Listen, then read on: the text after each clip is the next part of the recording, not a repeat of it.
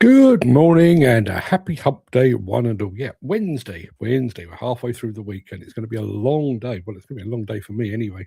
I've got today's show, 12 o'clock today. I'm due to be recording with a radio station. I can't actually remember which one it is, about Didcot.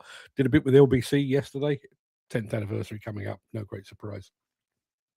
Dan Cullen has just walked through the door. Morning, Dan. Let me just press the button there. And Gary says, that's right. He says, we don't get the right button. He says, that's right. I forgot. You've got an extra show tonight. I have. Yeah, it's a busy old day today. As I say, I've got, let me think, this show to do. 12 o'clock on with a radio station. 2 o'clock, dog to the vet to get her second jab before she goes into kennels for ConExpo. And then at 7 o'clock this evening, I'm going to be back here doing much the same thing again, only this time in the company of a guy called Alan Limoges, all the way from Canada, at CM Labs, to talk about simulations and stuff. Hope you can find time this evening to join me for that, because it's going to be a good one. I have to say, very impressed with CM Labs. Impressed with the technology, but impressed with the people. They've turned out to, well, they're Canadian. What do you expect? Canadians are quite possibly the nicest people on the planet, and that's been my experience thus far. So I'm looking forward to tonight. Loads and loads of people here. Gary was here at 9:35, closely followed by Chris Ford. Chris Ford, very early for you, Chris. Morning. Let's have a look. Geez, you have a hectic day today. How will you manage it?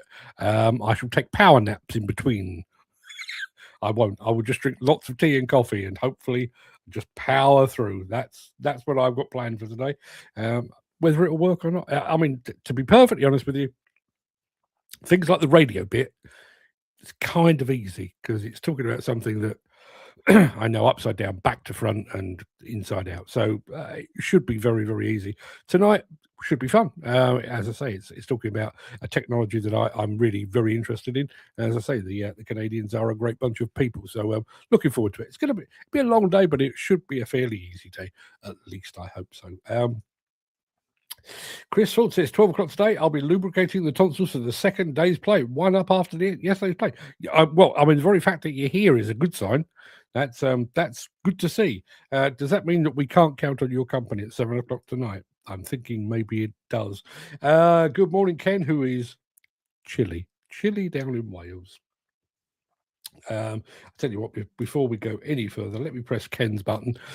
Not in the biblical sense. Loads and loads to get through today, including a morning monologue, which is it's a conspiracy theory of my own making. Yeah, rather than sitting around waiting for others to come up with conspiracy theories, because there's plenty of them out there, I've come up with my own.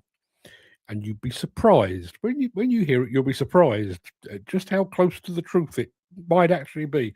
So, without further ado, let me roll the intro and get this show on the road.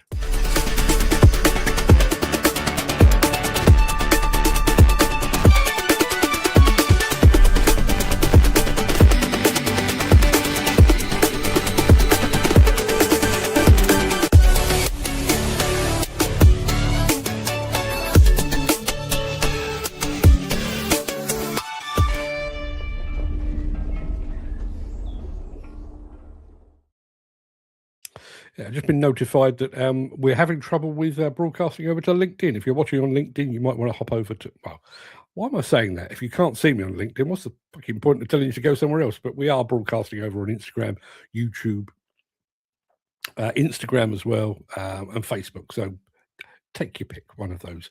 Yeah, good morning. It is Wednesday, the 18th of February. Welcome to the Breakfast Show. I am your host, Mark Anthony, the Walrus of Demolition, the Lord High Chancellor of live streaming, and the authentic voice of the global demolition industry. In today's show, we're scrapping with Sennabogen, Kabelco XLs in Norway, ahead of our high-tech breakfast after dark show. That's a high-tech breakfast after dark show this evening. We're getting into the bedrock of robotics. It makes sense when we get there. And our MB Crusher sponsored Countdown to ConExpo series continues with a bit of a sneak peek from Dynapack. Doesn't give away too much, but it's going to be there. Plus, in today's edition of Mark's Morning Monologue, warning. I should probably have blinking lights now. Warning, conspiracy theory ahead. That's what we're going to be doing in our morning monologue. I am going to say a very quick good morning to Ultra Ray Manx, who's just said morning, gents, over on Instagram. JD Gregorio is over there as well. Carvalho 8662. Loads of people over there. You know who you are. But before we get to all that, well, let's tidy up the chat. Let's have a look at this. One never knows. I was washed up by 7 last night. Yeah. Being here and being here are two very different things. Having said that, maybe if I'm talking about simulators with a nicely gently spoken Canadian, maybe that will lull you off to the land of Nod. I don't know. Almost 1,100 shows. Wow, 1,000 seems to have been a long time ago. I was thinking the very same thing myself when I actually typed in 1090. It's like, Jesus, where did they go? Where did those shows go? But yeah, we're rattling through. I did have a thought though. It took us about 5 years to do 1,000 shows.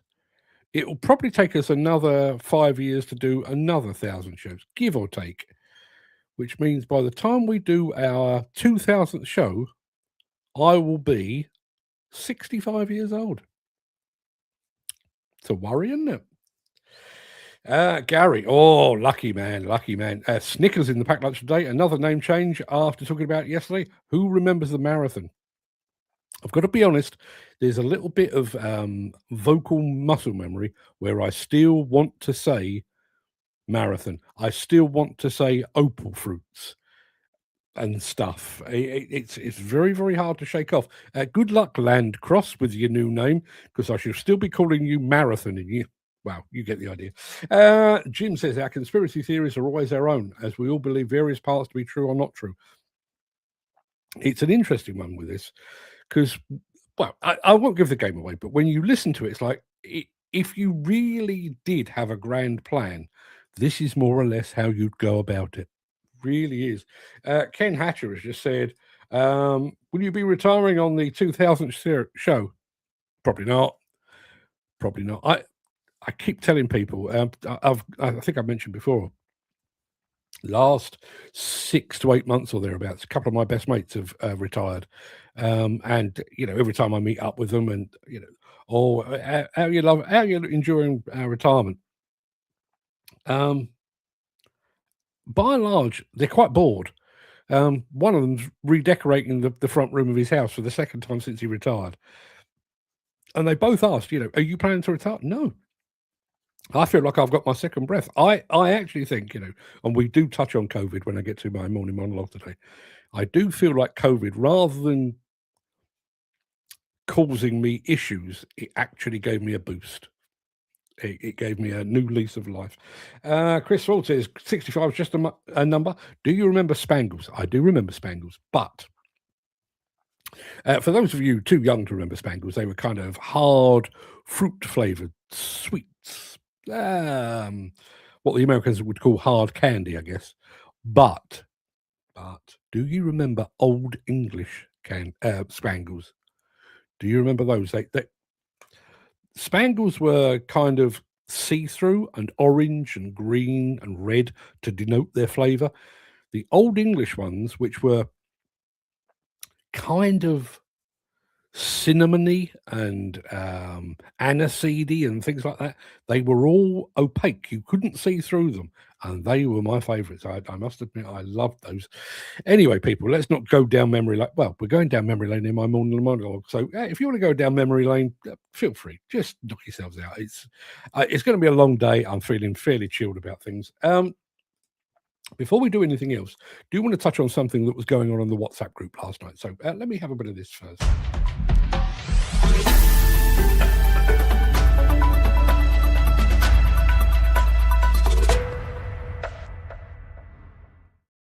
Jim says, far too young to remember Spangles, but they do sound good. Oh, they were fantastic.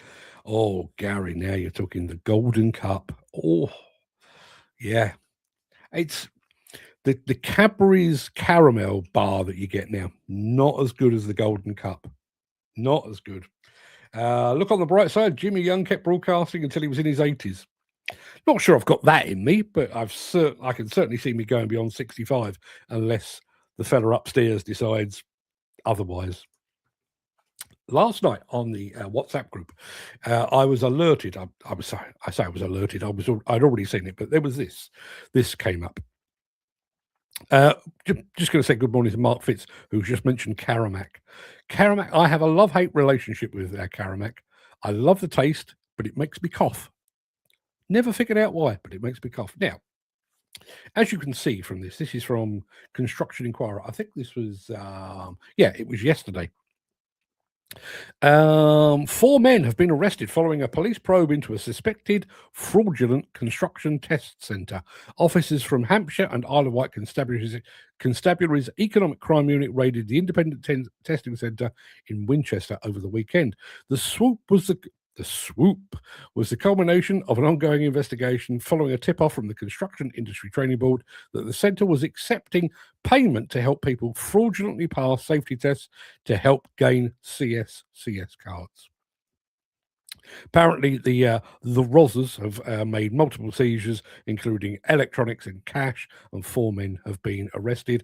They've been released on bail until the 15th of May while inquiries continue. So that is the background to the story. Here's a thing that I'd like to point out to the police, to the CITB, to the card providers. Here's how these things work. Mark Fitz is enjoying me saying the Rozzers. I'm inspired by James May whenever I say the Rozzers. Here's how these things work. Okay. You make something overly complex or overly expensive, and someone will find a way, legal or otherwise, to do it less complicated and less expensive. That is what the black market is. You make landfill, dumping materials at landfill too expensive, too problematic, people will fly tip. You make red diesel into white diesel, thereby making it almost double the price. People will find a way either to circumnavigate that or to get their fuel from elsewhere. You make your cards so hard to get, so expensive, so ridiculously demanding for our refresher courses and all that. Guess what happens? Tell you what happens. Somebody somewhere will form a little black market so you can bung somebody a few quid either to sit the test for you, or you just bung them the money and they send you the card. You don't have to sit a test. You don't have to do anything. It's as simple as that. It's a flawed system. And the fact that it comes as a surprise, and bearing in mind what has been raided here is a legitimate training centre. Clearly CSCS authorised, CITB authorised.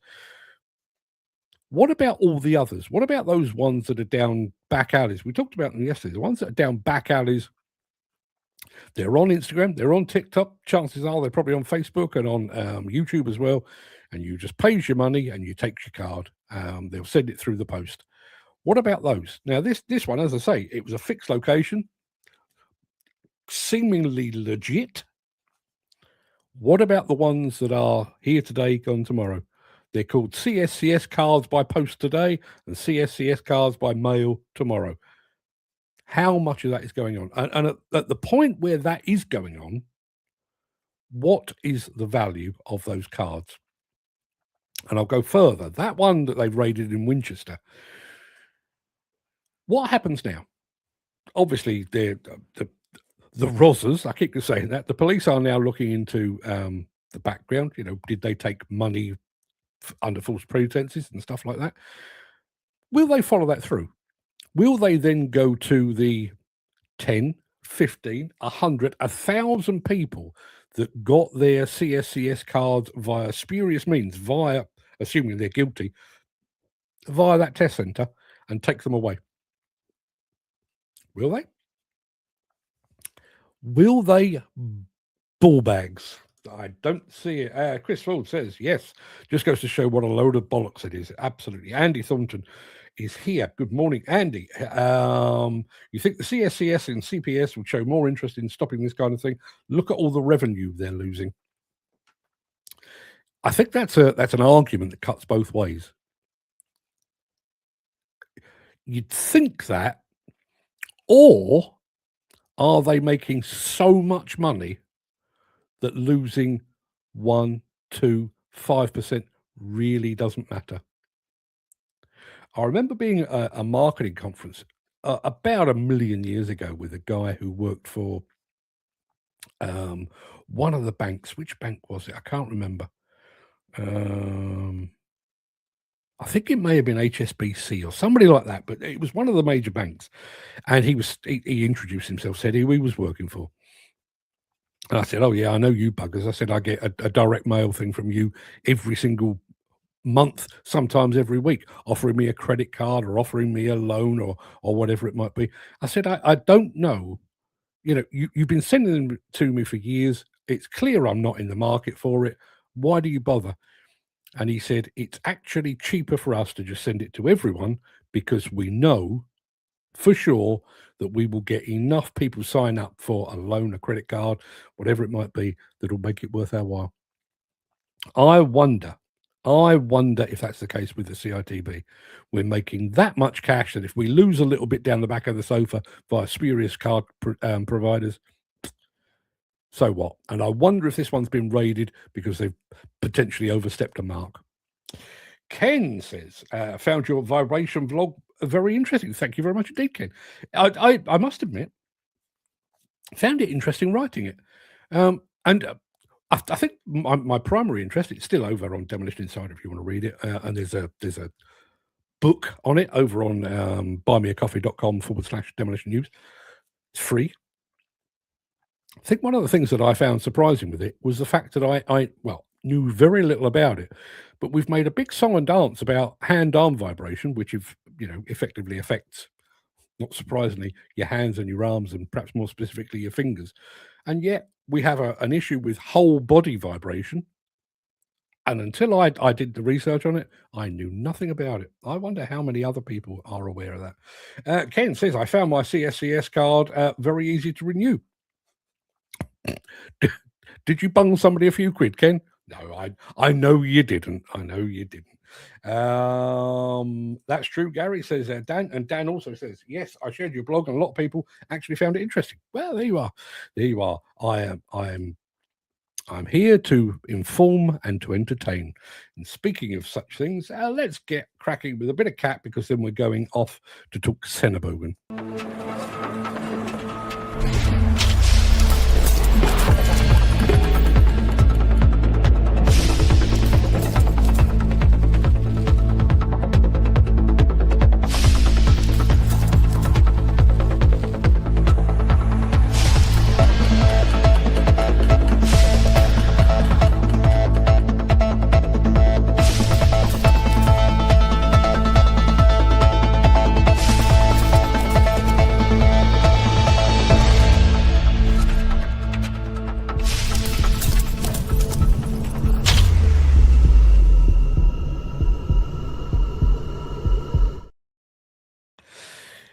Here's the thing, and I will get to the Senebogen in scrap in just a moment. Dan says this, "Actually, not many knew about it at all." Yeah, I wonder.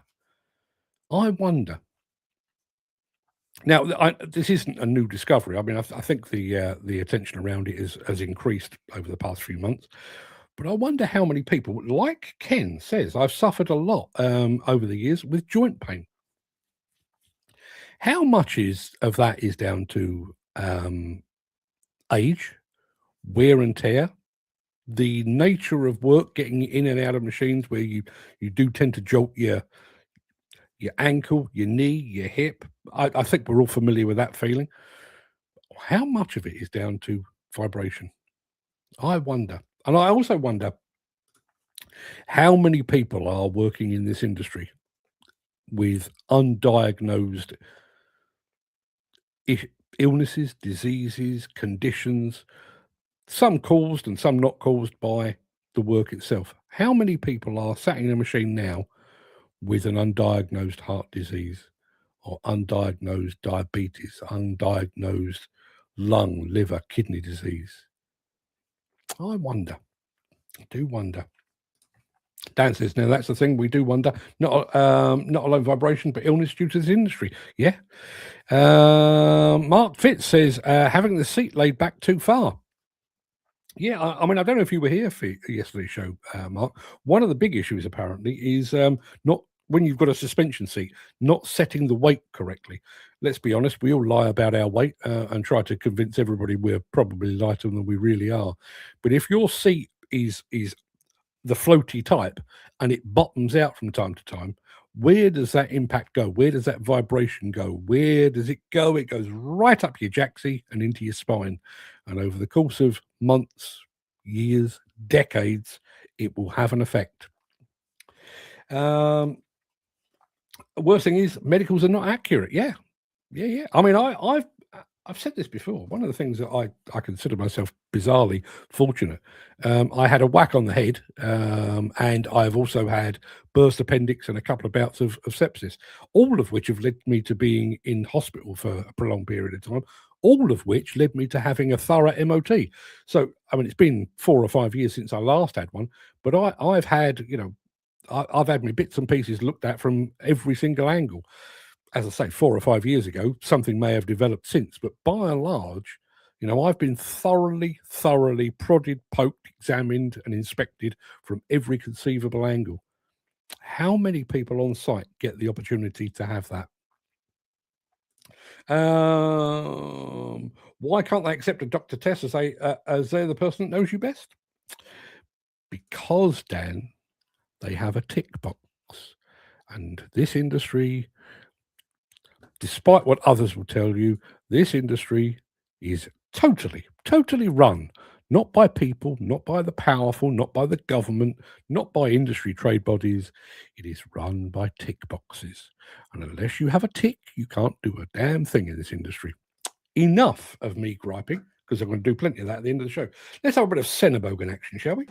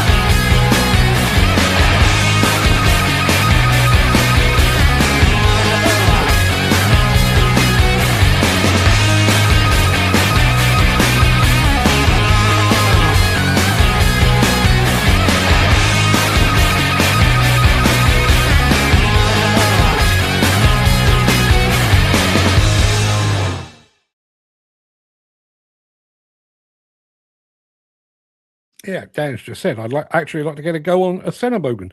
Dan, do something that I don't do and speak to Blue Machinery. Maybe they'll hook you up. You never know. He also says about Sequasher Medical's load of shy and money hungry. Yeah, well, stick around if you possibly can for the morning monologue, because that is just another example of men and women being made to feel slightly less than welcome in this industry. That's the overall theme of today. Adelaide Plant Recovery have just joined us over on Instagram. Good morning to you.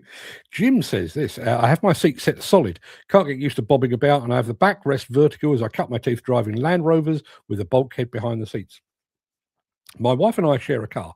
I mean, look, this is where I spend most of my time, so I don't need a car. We share a car. I've got to say that is the one drawback. My wife is only 4'11", very dinky arms, dinky legs. So she has her seat pushed as far forward as it can possibly go. I mean, literally up against the steering wheel. And she drives with her hand or her arms bent. I, on the other hand, have the seat tilted back slightly so that I can drive. That looks awful on the screen, but I drive with my arms at full length. Every single time I have to get in the car, I have to move the seat. Move it back, tilt it back. She expects me to put the toilet seat down, but she can't put the seat back where it belongs.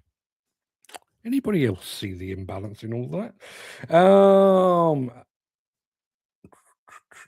Now, could it be forgetting and stepping out of these cabs? I keep my seat soft and tilted back. Yep.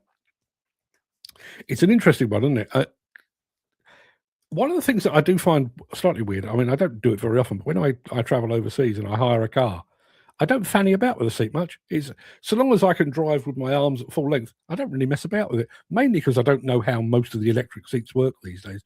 But I just that's what I've been given. That'll be fine.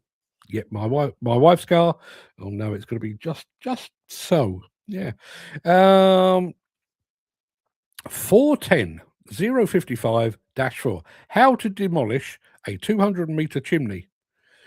Ask an expert would be my answer on that. Where is it? What is it?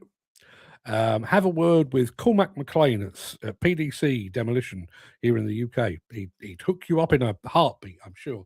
I have the same. My wife and daughter are the only people I know who drive so far forward they have a fan belt on the dashboard. Yeah, that's my wife very much. An armrest down and raised to suit my finger movements. Yes, Dan's a twiddler when he operates. He is a twiddler. Let's have a very quick smidgen of this, and then we're going to Norway with the fine folks at Kobelco. If you are enjoying this episode, please consider supporting the show. You can leave us a tip at buymeacoffee.com/demolition news. Hey, Chris, don't do that then. He says, if I tilt my seat back, I fall asleep. Don't do that. For the love of God. Right, okay, we've had a smidgen of Sennabogen. We're going to have a smidgen of Kobelco now. We are off to the basements of Norway.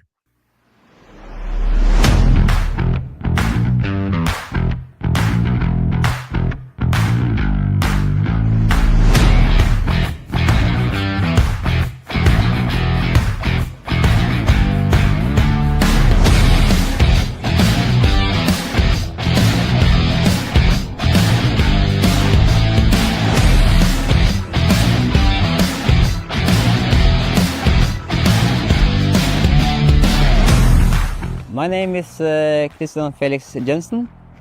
I am from Norway and I'm working with the excavator and haul the water out of the house. I was starting my own business in 2014 with my father. But before that, yeah, digging since I was a small kid. I was meeting Fabian and he showed me the nice machine and we set it together and try a demo machine, and it was beautiful. This was the right size for me, I think. Every day I must be productive, so yeah, Beck is one of the reasons I chose Kobelco too, because they are so close to the customer. I had a white cars in 2018. And everyone told me you can't have white because it's a lot to wash and everything, you know. And but I look at the car, I never wash it, and it always looks like white. So I think the same on the machine, the excavator. With a lot of choice, you can change the pumps, the hydraulic, and you can fit the machine for yourself. And it's really helping, and you can totally change the machine if you want. Yeah, in the machine, the productivity is really nice, because now we have the Encon, the rotor tilt, and with the S-oil, then you can change it without going out and fit the cobbling. I earn so much time every day on that.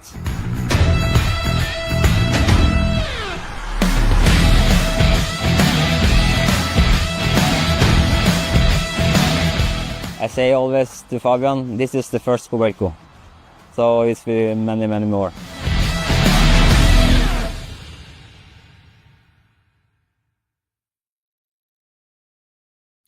Very smart, very nicely kitted out. Dan says, I tried my wrist like many others, but can't fathom it. Wrist restriction gets me lack of feel on the controls. I think it's each to their own. I realise there's a different set of circumstances, but I type very differently to, for example, Fred.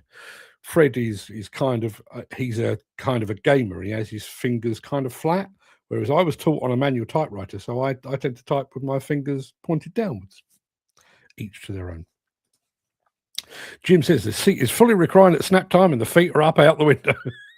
Yeah, I've seen that plenty. And Dan saying, I like the light bars. So did I. So, technology after this. Let me do this first and I'll tell you a bit more about it. Since the finance bill came into effect in April, the construction industry has seen a surge of fuel thefts. The rising cost of living has placed an additional risk of theft by employees and contractors, as well as opportunistic thieves. By using diesel dye and placing warnings of its use, you are sending a clear message that this is your fuel.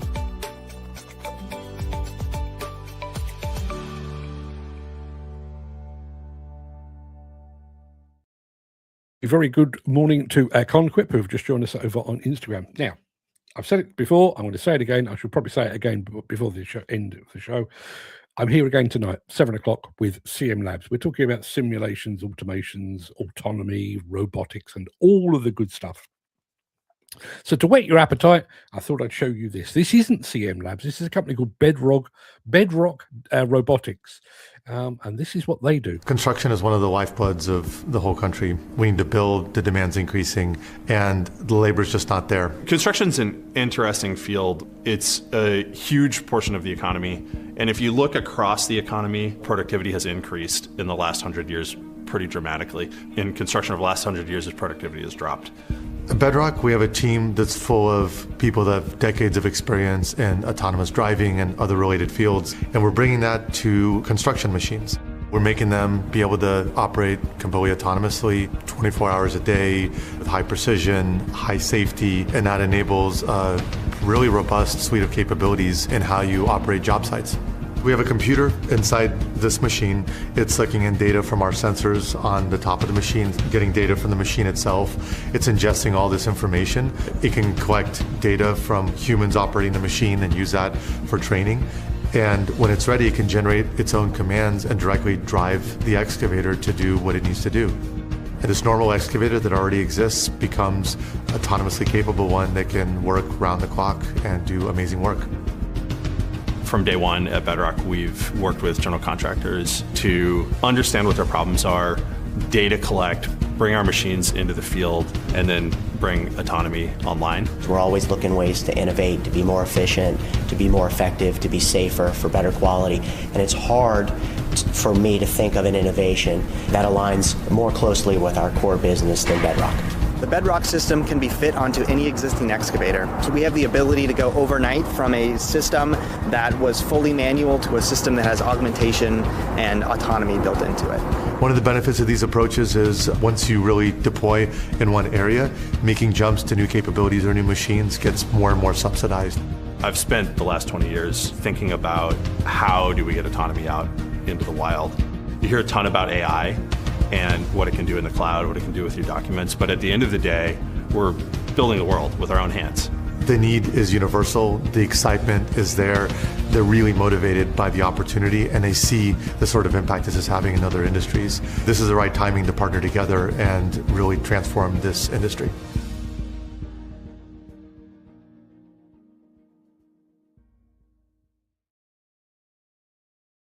Okay, great tech. You may have noticed, and this is something that you'll see quite a lot, whenever anybody talks about autonomy and automation and robotics and all that kind of thing, somewhere in the conversation, they mention the lack of labor. We can't find enough people, and therefore we are pursuing this. Hold that thought for the morning monologue today, because that's precisely what this is all about. We've got one more film to show you. We're heading off to Las Vegas after this.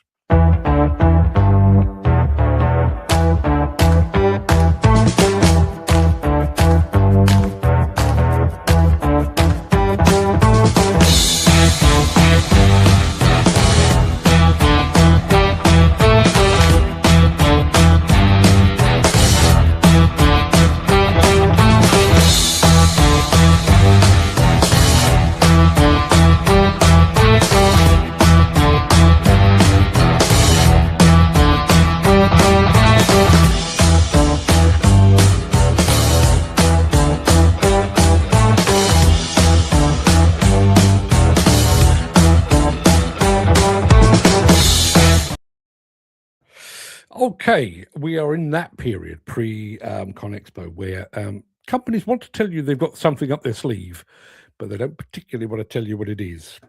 Among those is Dynapack.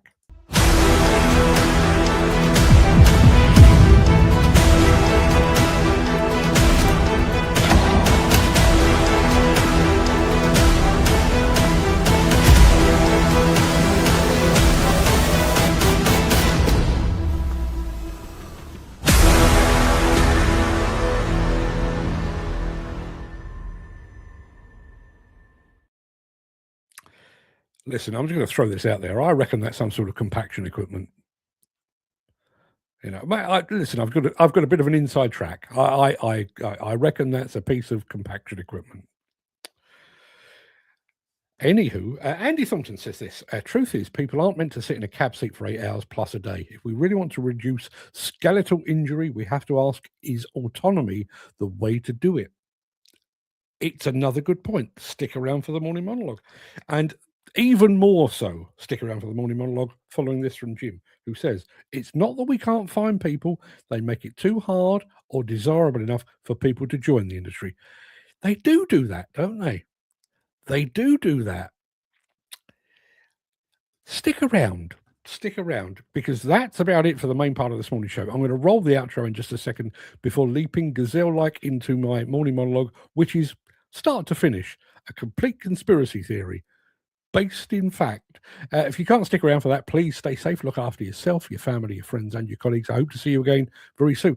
Tonight would be good, 7 p.m. We're talking autonomy and simulations with the fine folks at CM Labs. Join us if you possibly can. But if you do have the time and the inclination, I will be back after this.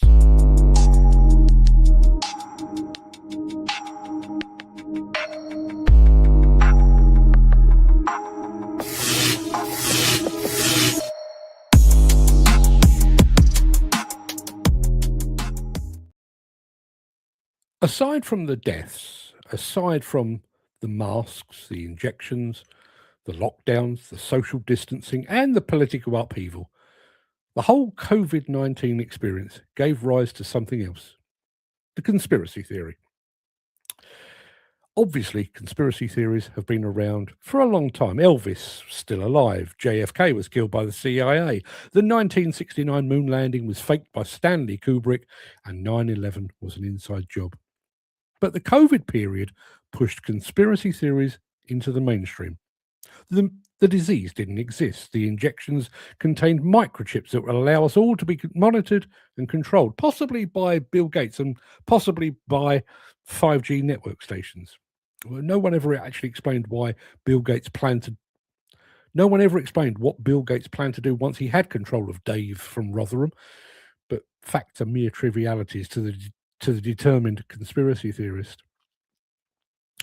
One of the most pervasive theories was that the anti-COVID injections were developed quickly, too quickly, as if the disease itself had been engineered for a bit of quiet population pruning, and the pharmaceutical companies sat on an existing cure just long enough to maximize profits before coming to humanity's rescue.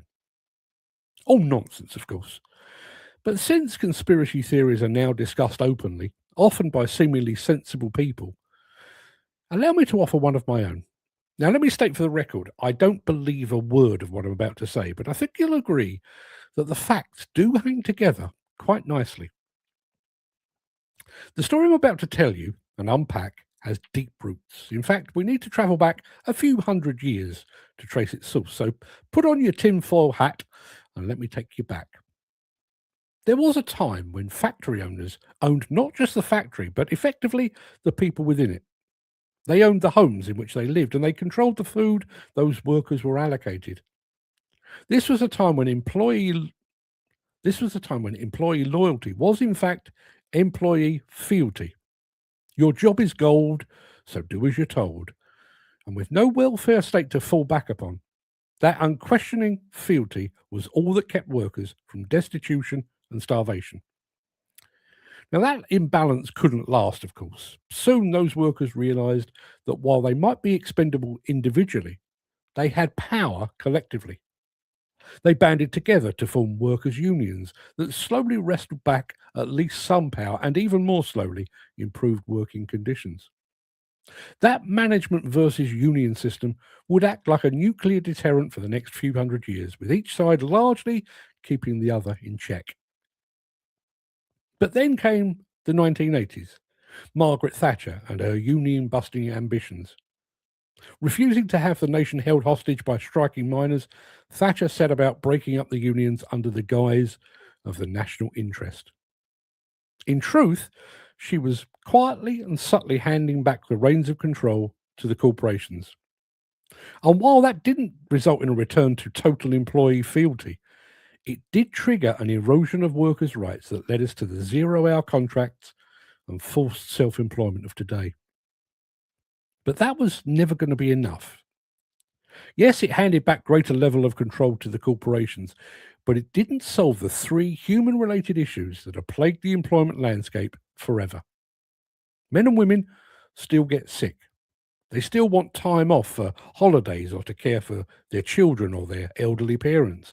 They're notoriously unreliable, and the quality and precision of their work fluctuates wildly from one day to the next, depending on what mood they're in.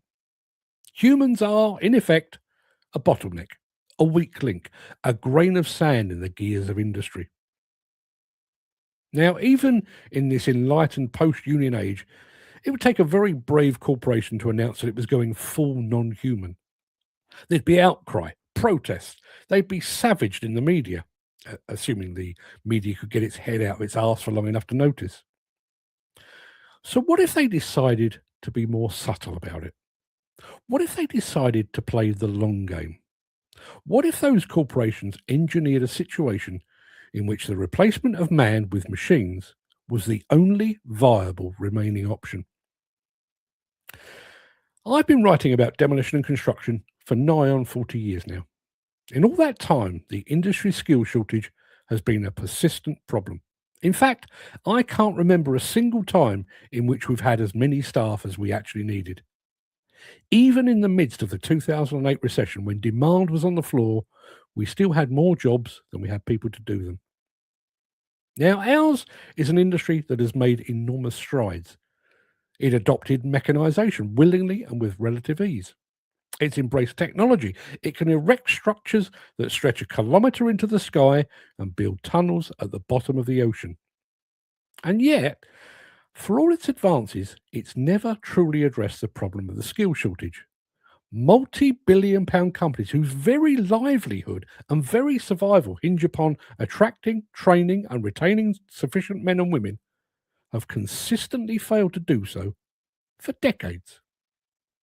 There's regular talk of the Construction Industry Training Board being unfit for purpose, and yet every 3 years the industry votes to grant it yet another stay of execution.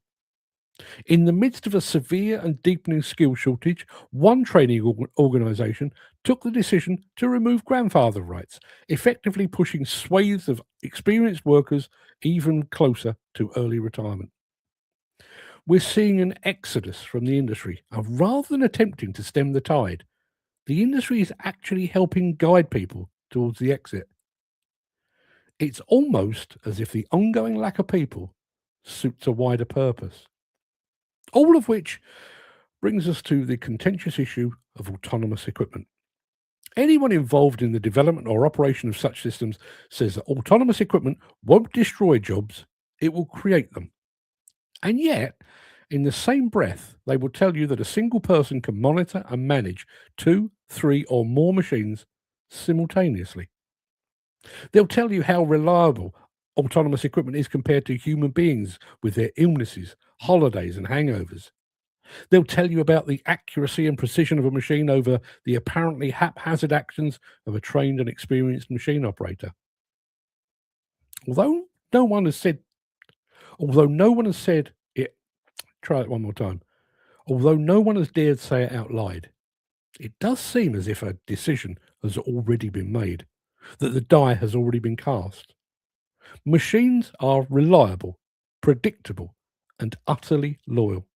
They do their master's bidding without question and without hesitation. Humans, meanwhile, are human. And maybe their time on site is drawing to a close. This is not ethnic cleansing because it will affect everyone regardless of race, creed, colour, or gender. But maybe the grand plan is species cleansing, the stealth eradication of those unreliable bags of blood and organs, and their replacement with utterly loyal, utterly reliable machines. Now, to be clear, I don't believe a word of this. I don't believe there's a secret cabal of demolition and construction companies plotting to sideline humanity. Frankly, I don't think they possess the foresight to devise and execute a plan 30 years in the making.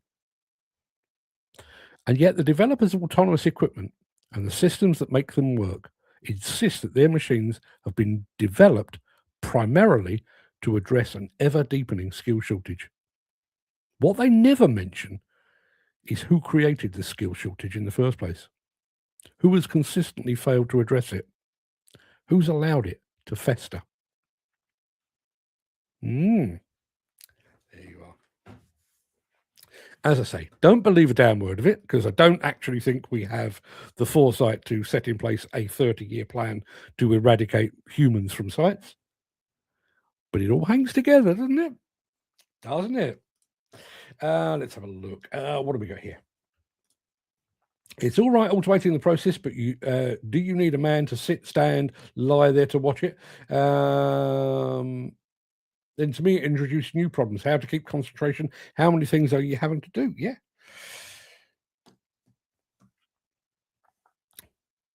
You can manage and monitor 2, 3, 4 machines at the same time. You can't operate them. Now, I realize I'm preaching to the choir here. If you are on an excavator and you are loading a dump truck, yes, the dump truck is static while you're loading it. So you're only actually operating one machine. But while that dump truck goes off to dump its load somewhere else, your man in the excavator is tidying stuff up. He's getting his next bucket load ready for the next truck to pull underneath him. It's not a binary thing. It's not operate that machine, stop, operate that machine, stop, operate that machine. That's not how construction works or demolition works. They are operated simultaneously. And if you stir in to that mix maybe a dozer or a grader to take care of the haul road maintenance, excavator is preparing his dig area, dump truck is on its way away, grader or dozer is tidying up the whole road to reduce a bit of whole body vibration. I could do that. Hang on a minute, you can't see that. I could do that. I couldn't add a third action to that. So going back to the point that Chris made, how do you keep concentration and how do you actually juggle that many balls? I can juggle 2, You can insert your own jokes right there. I can juggle 2. I struggle to juggle 3. Juggling 4, not a clue. Runs deeper than this. I won't bore you with my Frankie Goes to Hollywood poem because you've all heard it before. But if we do reach a point where we are not removed but sidelined, what does that do to us as human beings? What is our value? What gets you out of bed in the morning? Ultimately, I think we're all motivated to a degree by money. We all need to pay the bills. We all need to put food on the table, keep the roof over our head. There's a part of a motivation. But I think also there's a motivation of actually doing a job, the satisfaction of doing a job, doing it well. Maybe there's a bit of, hanging out with your colleagues. There's a bit of, the banter that goes back and forth. There's the fact that kind of work adds structure to your day. We were talking about this a couple of days ago. We all wake up very early because that's the way that the industry has trained us. If you took that away, what happens then? What happens to your motivation and your day-to-day structure? And before I go over to Dan to read what he said there, would anyone care? We might. As individuals actually working at that level, whose jobs are potentially under threat from autonomy, AI, and that kind of thing, I think we would care. But if a major contractor could wave a magic wand and sideline or eradicate human beings tomorrow, and they could do it under the guise of, we're looking for 100% safety, therefore we've taken, the fleshy carbon people out of harm's way.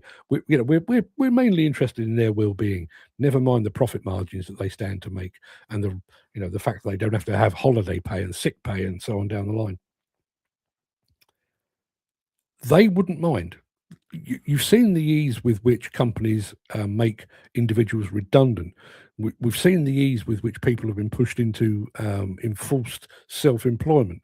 So the corporations aren't sat there, anguishing over, but what would happen to the 100 people that I employ if I went machine only?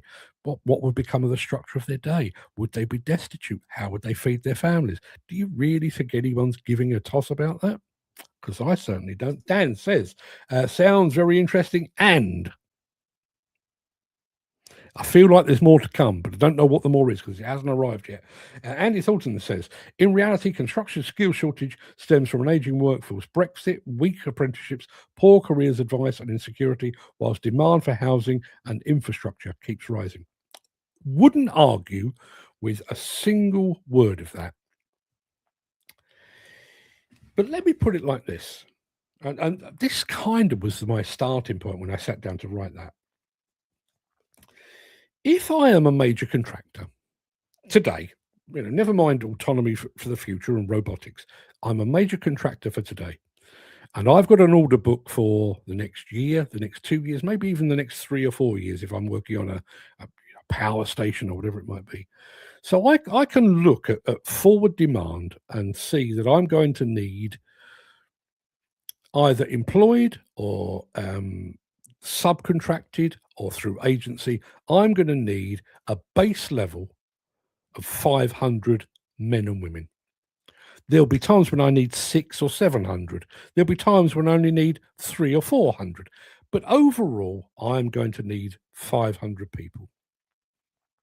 My entire livelihood, my company, my fancy headquarters, my share dividends, everything ultimately hinges upon me being able to find 500 qualified, experienced, competent workers. If that were the case, which it is, if that were the case, would you not spend a huge amount of your time safeguarding that workforce, recruiting new people, encouraging the veterans to stay a little bit longer, maybe as full-time employees, maybe as part-time, maybe purely as mentors for the next generation? You would be Imagine a manufacturer. Imagine JCB. JCB has got a production line producing telescopic handlers, and it produces them at the rate of, I'm doing this completely off the top of my head, 10,000 a year. And in order to produce that 10,000 a year, they need that robot there, that bit of laser welding there, and that bit of robot over there. Those 4 machines must be at work 24/7, 365 days a year. Knowing that, Lord Bamford and his merry men will be taking enormously good care of those 4 machines. They will be investing in maintenance for those machines. They'll be scanning the horizon, because the first robot they got is 7 years old, and an ideal lifespan is probably 8 or 9. So we're already looking a bit further ahead and thinking, well, if that one goes, we've got another one to replace it. We are planning ahead, because God forbid we can't produce our 10,000 telehandlers a year. Well, we're exactly the same. Exactly the same. We need a baseline of 2.5, 3 million people to do the work, be it demolition or construction, to build our highways, to build our railways, to build our schools, our airports. And yet the industry that is 100% reliant upon those warm bodies is doing nothing to prevent them leaving, and is doing precious little to get new ones in. Is that lazy? Have they just decided to delegate responsibility to the CITB and that kind of thing? Or, as I have suggested, as I say, I don't believe it, or are they already eyeing the future where they say, we can't find enough people, we're in the clear, let's use machines? If that's the case, what we're looking at right now is purely the groundwork. They're laying the groundwork. Dan says that would make companies more profitable and greedy. It would. It would. But as I say, I mean, as I am one of them, I consider myself to be pro-human. But if you think about a human versus an autonomous machine is punctual. Turns up for work on time, every time. It doesn't get hangovers. It doesn't abuse drugs. It doesn't shout at its co-workers. It's not racist or misogynist. It doesn't require sick pay. In fact, it doesn't go sick. It doesn't require holiday pay because it doesn't go on holiday. It doesn't require a pension. It will ultimately require replacement at some point, but there is no pension to pay. There's no medicals to go through. There's no illness. Now, if I am a bean counter sat at the top of Balfour Beatty or somebody like that, and I'm looking at this in pure cold hard cash terms, I can have a workforce of unreliable, sickly humans, or I can have a workforce of 100% loyal, faultless machines. On that basis, now bearing in mind, I can't remember when they predicted. Balfour Beatty actually did a white paper a while back where they actually predicted, I think it was like 2050 or something like that. They predicted that construction sites would be human free.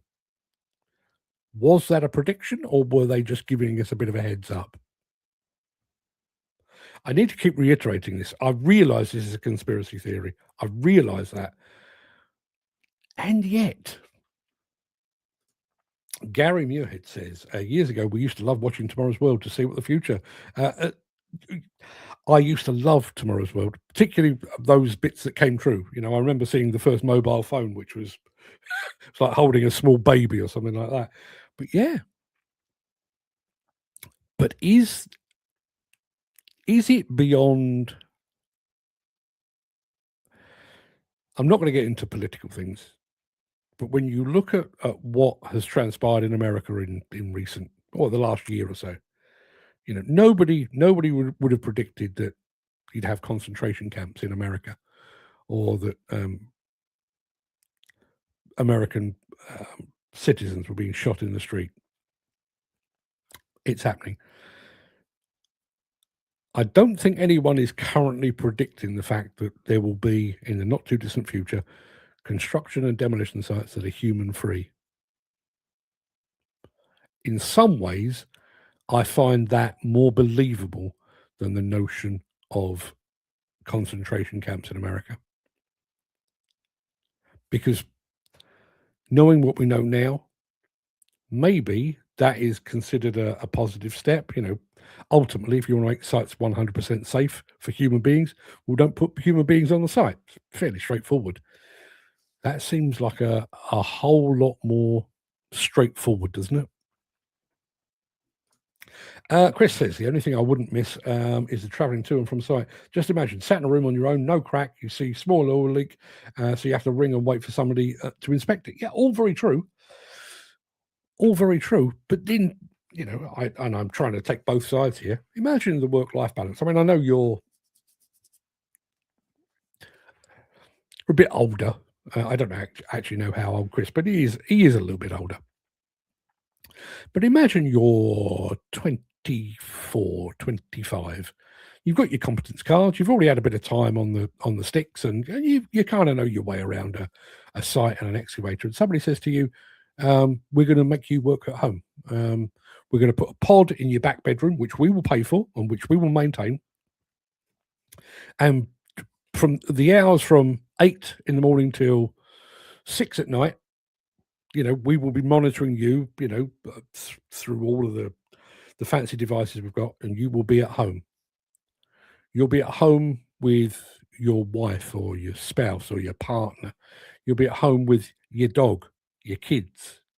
You'll be able to do the school run because you are allowed, under the new laws of autonomy, you're allowed a certain amount of time off. So you can do the school run. You can do the kids' homework with them. You're at home every single night of the week. You're not stuck away in digs. Wouldn't be hard to sell, would it? Andy says, for there to be a next generation, you have to look at and the emphasis for teachers to push students into going into university where a vocational career may be suited to that particular individual. I mean, I didn't mention it in that, but I am of the belief that that is part of the wider thing. We know as a nation that we need people to build stuff. We need electricians, we need plumbers, we need plasterers, we need painters and decorators, we need roofers, we need scaffolders, we need demolition crews, we need construction crews, we need people that are good with their hands, car mechanics, and so on. Our education system is not addressing that. Now, again, conspiracy theory. If I'm a teacher and my tap starts to leak in my bath and I need somebody to fix it and I can't get a plumber for 3 months, you'd think maybe a switch would go on in their head. We do appear to be very short of plumbers. That switch isn't being switched. Has that switch been switched off? Has there been a remit from on high that says, look, we all know where this is headed. Humans in vocational jobs are heading towards obsolescence. Don't bother sending them down that route. Send them off to university and give them the hope of something far more interesting to do. Is that what's happening?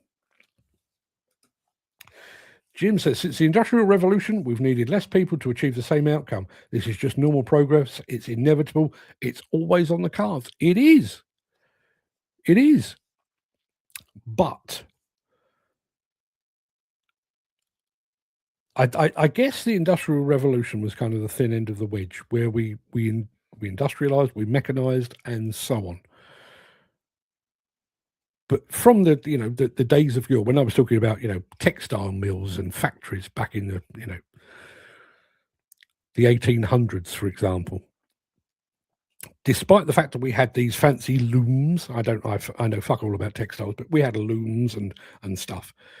But we had people operating them, we had people managing them, we had people maintaining them. What we're talking about here is not a reduction in manual labor. What we're talking about, or what I'm talking about here, is the elimination of manual labor. And going back to the point that Andy made, and I know this is a point that Jim makes on a fairly regular basis, there are those that will get to, young people that get to 12, 13, 14, and it's very, very clear to everyone, to them, to their teachers, to their parents, to their school, that they are not academically minded. They're not academically gifted. They can read or write, but that's about the strength of it. Those people for decades, for generations, for centuries, have been the people that were led down the path towards vocational skills to become the farmers, the labourers, the electricians, the plumbers. If we get to the point where we have greater or entire autonomy, what happens to those people? There's no point sending them to university because we already know they're not academically inclined. What would be the point? And where do they end up? The problem with education, it removes the need for common sense. Seen it too many times. Yeah. I mean, I didn't actually mention that out loud, but I was talking about illness and hangovers and drug abuse and drink abuse and having rows with the missus before you turn up for work, all of which are, fundamentally human flaws. But there's another one, common sense. Machine doesn't need common sense. It does exactly what it's programmed to do. And unless somebody really fucks with it, it will continue to do that until you tell it to do something else. Whereas human beings have a nasty habit, even after 20, 30 years doing exactly the same job day in, day out, one day they'll wake up and decide, bollocks, I'll do something else. And somebody gets hurt, somebody gets injured, something goes wrong.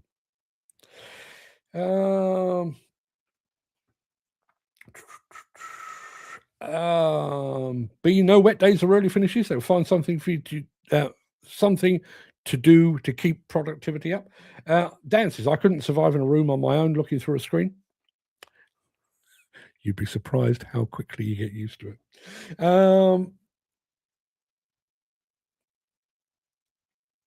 One man to one job doesn't work all the time. True enough.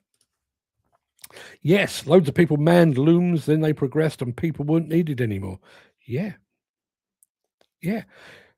Think about this. I mean, this is not name dropping for the sake of name dropping. It's just something that I experienced.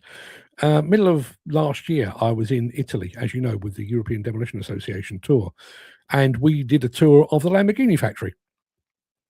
And vast, cars being, or bits of cars and cars being assembled as far as the eye can see. Huge factory.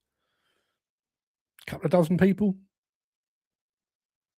Couple of dozen. That was about it. In actual fact, the only bit that I saw that was what I would consider to be manual labor were the people, ladies, who were doing the stitching of things like the steering wheel cover and the seat upholstery. The actual cars were kit form, and they go down a production line, and there's a robot that basically picks up a door, swings it round, and a guy is stood there making sure it's aligned. It goes in, and he punches in a couple of bolts, and it moves on down the line to somebody else. So imagine that now, and that's happened in my lifetime. The notion of cars being built by robot. Well, how far away are we from buildings being built by robot? I mean, they exist. We've got bricklaying robots. We've got robots that can dig holes and stuff. How long before somebody joins up the dots and says, people, thing of the past? I do want to say a very quick good morning to Cormac McLean, who did a very successful blast this weekend, which I've done nothing with. I've been too busy. But Cormac, good morning to you, my friend. Hope to see you in a couple of weeks' time up at the Royal Armouries. Andy Thornton, schools lack vocational expertise, and what they do provide is usually too late. Ain't that the truth? Ain't that the truth? Do things like woodwork and metalwork still exist? And I'm not taking the piss here. I'm actually asking the question. My children are, well, my youngest child is in his 30s, so I'm a long way removed from that. But when I was at school, woodwork and metalwork for boys were a key thing. not because we were expected to churn out lots of blacksmiths and carpenters, but I think those vocational skills were there partly, for future reference, when you do a bit of DIY at home, but also because they understood that not everyone was going to go on to become a doctor, a lawyer, or a journalist. Who would want to be a journalist? Christ. So those were, I don't remember any of either of my two boys doing metalwork. Now, admittedly, my youngest son did actually go to stage school, so there wasn't much in the way of a foundry for him to get to grips with. But I don't actually remember my other son doing much in the way of vocational either. Chris Ford said, hang on a minute. Chris Ford says this. There's an old saying, the idle hands are the devil's workshop. Yeah. That's why I can't be left unsupervised for too long. We didn't used to live in a debt-based system, but now we do. Mechanized and robotic progress plays perfectly into the bug spend debt-based research. Not sure that makes entire sense, but I get where you're coming from, Jim. Right, people. As I say, don't take any of that what I just said entirely seriously. I'm just there for food for thought. It is a conspiracy theory, and it is nothing more. It's just a conspiracy theory that kind of hangs together quite nicely, like all the best conspiracy theories do. I've got to go and prep myself for a chat with a radio station. I don't know which one it is, but I'll be doing that at 12 o'clock today. After the vets at 2, I'll be back here at 7. So if you want to consider or discuss with people that know more about it than I do, things like simulations and automations and that kind of thing, we have a guy called Alan Lemos joining us tonight, all the way from Canada, ahead of ConExpo. So if you'd like to be here at 7 o'clock tonight, you can ask. You can get it straight from the horse's mouth. He's not a horse, he's a Canadian. There's a big difference, but I'll be back here 7 o'clock tonight. I hope to see at least some of you then. Until then, everybody have a fine and splendid day. And if there's a machine that appears to be looking at what you're doing and making notes,